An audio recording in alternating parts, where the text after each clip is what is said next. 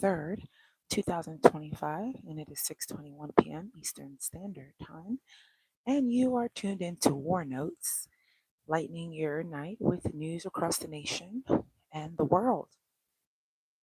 Tonight, we are talking politics, prices, global unrest, and a touch of comforting nostalgia with early 1900s dinner recipes that home can still hold. So settle in, subscribe if you haven't yet. We are nearly at 400 kindred spirits striving toward that 1,000 mark. Your presence means the world. When we look on the side of politics, economy, and crime, what comes first to mind? Well, currently, right now, US news is big all across both spectrums of US news and global news. President Trump, aka Yellow Man, has floated the idea of deploying the National Guard to New Orleans, despite local leaders pushing back, citing recent declines in crime. Meanwhile, he's preparing to speak with Ukraine's President Zelensky about the ongoing conflict, still unresolved after years of turmoil. In Washington, a House committee dropped 33,000 new documents related to the Epstein case, while a judge overturned Trump's cuts to Harvard funding, calling them unlawful retaliation. And Secretary Rubio defended U.S. and Mexico efforts to fight crime amid global turbulence. As we move over to the markets and the money side, U.S. job openings fell unexpectedly, prompting a rally in bond markets as investors bet on more aggressive rate cuts. For the first time since 2021, joblessness now exceeds openings, a worrying signal. That's according to the Financial Times and three other reputable sources.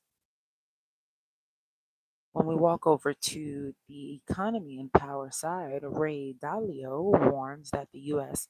may be veering toward 1930 style autocracy, pointing to Trump's interference with the Federal Reserve and mounting federal debt. Simultaneously, a Boston judge ordered Trump to reverse $2.6 billion in cuts to Harvard, highlighting tensions between power and principle, according to the Financial Times and The Guardian.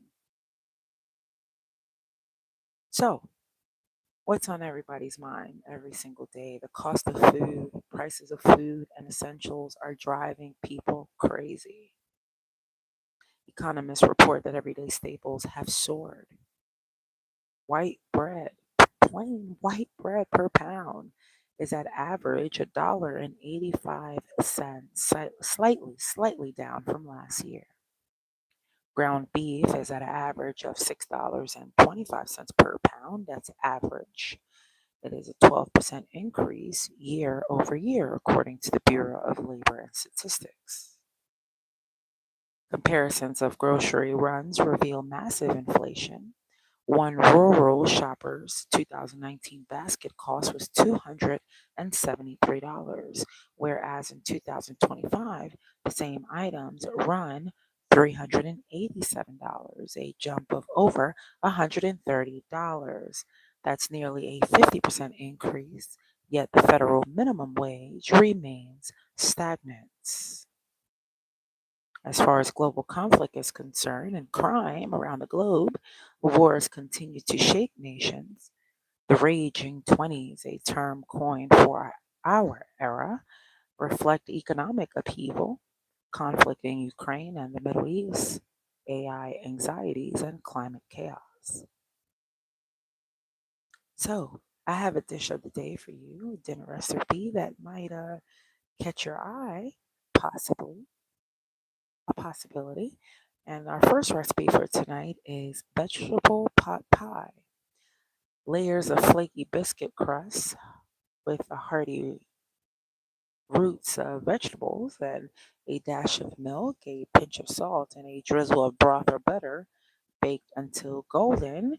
I would take all of what you have on hand, vegetables, and maybe a little bit of onion if you have, and I would cook it up a little bit and saute it, and then I would add a little bit of dash of milk, a little pinch of salt, maybe just a little bit of flour to give it a little bit of gravy or broth, and a slight bit of butter, and then pour that into a crust and bake until golden brown. I would use two crusts. I would put one crust at the bottom and then put one crust on top in order to make a nice flaky vegetable pie. Now, if you don't have crust, but you have biscuit or a can of biscuits, that'll work too as well. Second meal of the night is cornmeal mush with stewed apples. You can boil the cornmeal in water or milk until thick. Remember, this is not a specialty dish. This is for hard times. People are suffering right now. So you can boil some cornmeal in water or milk until it's thickened. Then you can serve that with stewed apples, sweetened with sugar, and a sprinkle of cinnamon if you have it on hand. Also, as well to throw in there, a simple bean and bacon stew is actually really, really yummy. And if you have some onions to throw in there, I love onions.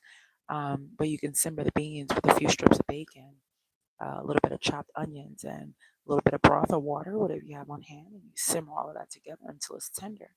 And then add a little bit of salt to taste to your liking.